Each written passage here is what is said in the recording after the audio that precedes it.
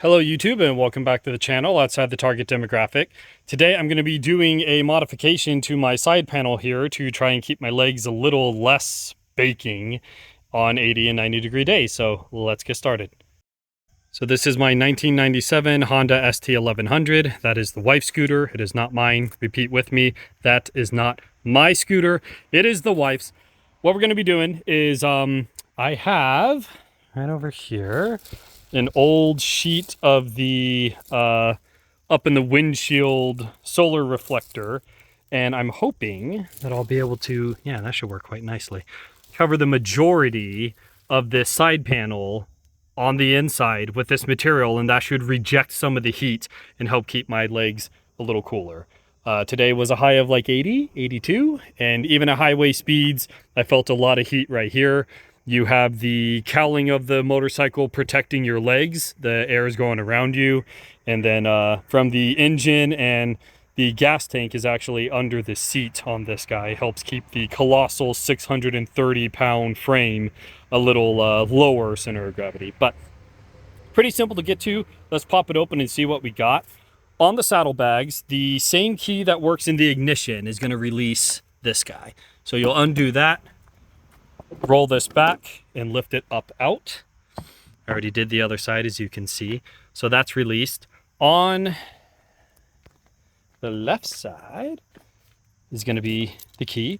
Put it in here, give it a twist, and the seat will pop up and off. There's the gas pump, fuel pump there. The last thing we have is to remove one, two, and I believe this one just pushes into place.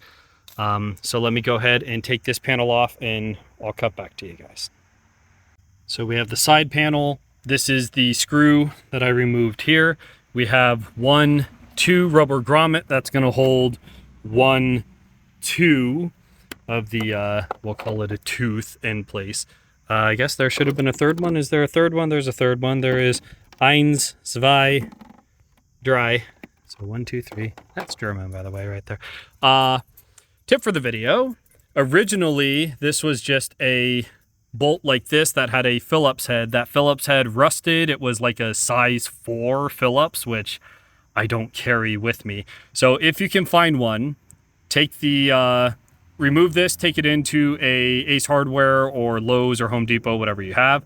Match the threads and get one with a collared cap. And now with, I don't need a hand tool, I just need a pair of hands, bike bolts, how about that? Also, use your hand as a notepad because you can't lose your hand. You will be able to access whatever you need to on the side of the road whenever you need to, because you don't have to worry about tools. So, tip for the video. At this point, we have the coolant, the rear hydraulic, and really relatively nothing else. So I think this is going to be a pretty good donor. The fact that this is designed to reject heat is going to work out pretty well for me. The fact that it's got a little bit of dimension to it, it will stand up on its own. If I cut it into shape, I may need to use some double-sided tape or something. Honestly, I don't think that'll be a problem, especially if it's long enough that I can wedge it over this and over this. Someone, I am not the original owner. I would have been 13 when this bike was made. Someone attempted to put some kind of either heat shield, or I don't see any cracks there, so they weren't trying to reinforce it from the inside, but I'm going to assume that that's not stock. Even if it is, this plastic heats up and holds the heat pretty well, as it turns out. And I'm going to be trying to put this material on the back here, make it a little less warm, a little less radiant, and that will be for both the heat and the sound. I imagine there will be quite a bit of sound kicking up that. You'd be surprised how well this and the windshield will reflect that sound back into you. So let's go ahead and see. The beauty of this is I'm a function over fashion guy anyways, but no one's going to see this. So we can cut this to whatever shape we need to. I'm going to try and wedge here.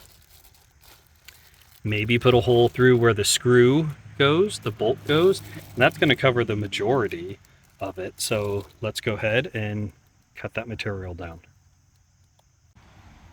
Using my new to me SOG Power Pint with some mods, as you can see, we went ahead and cut this. Basically what I did is I lined up the bottom with this, and then I dragged it up a little bit. Sorry, I dragged it down a little bit.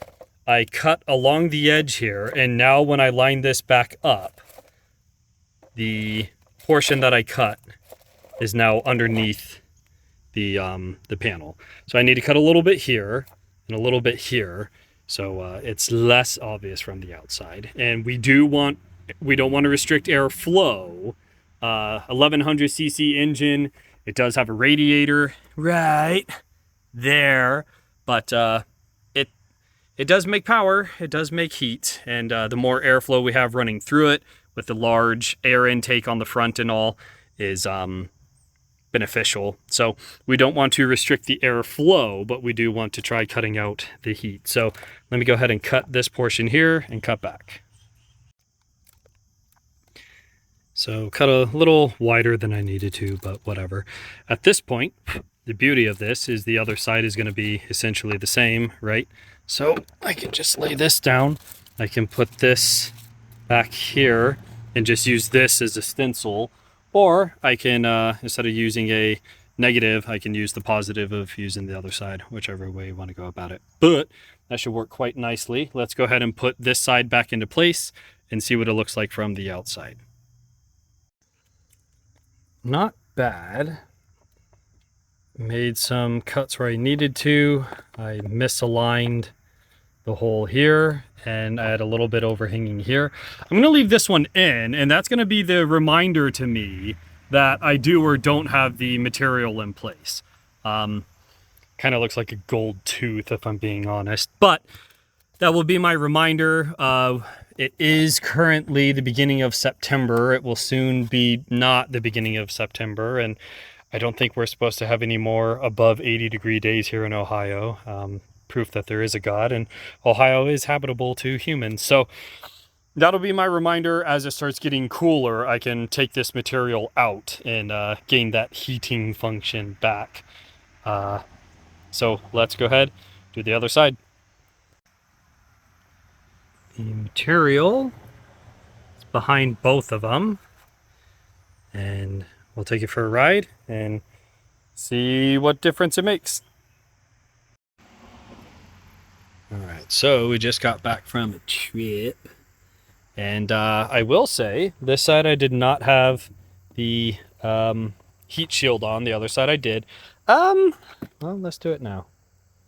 So I can tell the bike has been ridden, which, you know, it has. Versus, honestly, yeah, I'd say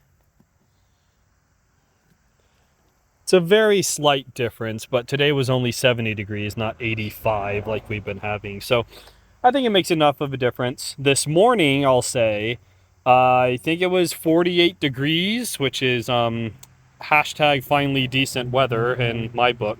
But I did feel a little colder on this side than that side. Again, that was the side without the heat shield. So it makes a slight difference. The higher the ambient temperature, the larger of a difference it's going to make.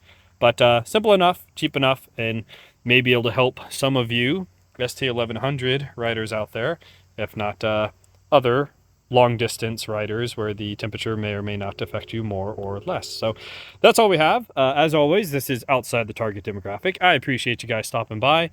Any questions, comments, concerns, feedback, or experience with something like this, leave it in the comments section below, and I will catch you guys in the next video.